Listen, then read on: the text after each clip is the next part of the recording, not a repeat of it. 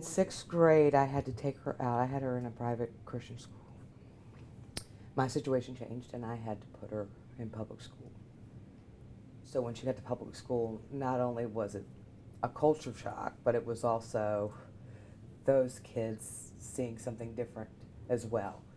And they did not accept her. She was being bullied on the bus, to the point where I ended up having to take her out of school and homeschool her. We even had to have the police involved at one point. Those years were not kind to her.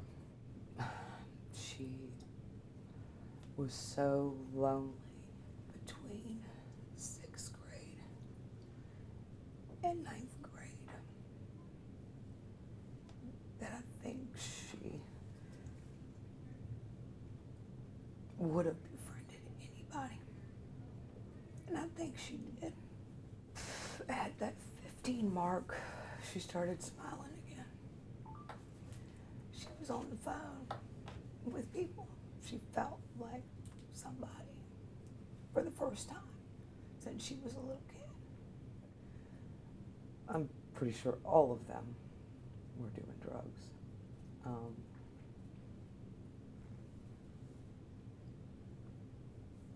It was a real mess. And she would get wore out and hungry and tired. She'd come home for a few days and we'd try it again, and then she would disappear again. She didn't want that life anymore. She just didn't. She didn't want to do drugs anymore. She wanted to finish up her schooling. And 3 days later, she was gone again. And she was losing weight. And she was losing weight. And she was becoming more and more attractive and thin, and she was getting more attention from the opposite sex.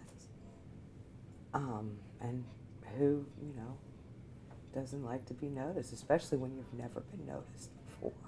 We had a difficult time finding facilities that were within our means, that would have a bed for her. We were on a wait list at a few places. After quite some time of trying, I found a place that had a bed for her. And they required that you would go to a hospital first to have your overall physical health checked in. So we went and did that. And they said, come back the next day. I took her home. And we talked all night, and she assured me over and over again, she was fine, she was fine, she was fine, she was fine. And so we did not accept that bed. Huge, huge mistake on my part. I know that the day before she passed away, I had sent an Uber for her because she had been calling, very upset and wanting to come home. She did not get in that Uber that day. She told me that she wanted to go back to the house and gather all her belongings, and that Holden would bring her home the next day. 4 o'clock came. I didn't hear anything. I messaged her. 6, 8, still nothing. I'm thinking, all right, she's just spending some time with Holden and getting some rest before she gets home. So I didn't hear anything, and I didn't get too worried. And now this is the day that she had passed. Well, the next day, I still hadn't heard anything. And I sent another text, and we talk every day. And I knew something wasn't right. I know that my daughter was dead. And she wasn't coming home. Those are the things that I know. I don't know much more. But I want to. And as a mom, I should. At first, I was told there was no video. And then I was told there was video. It's not being released.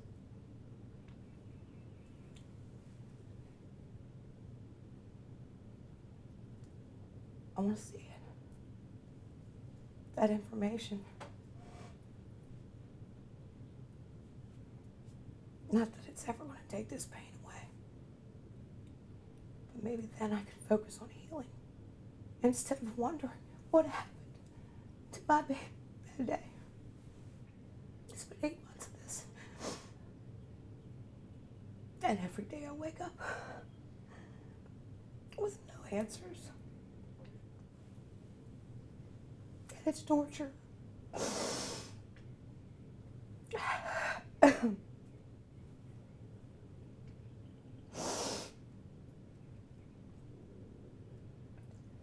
There's just so many unanswered questions. And that's the second hardest part of losing a child. Losing my child.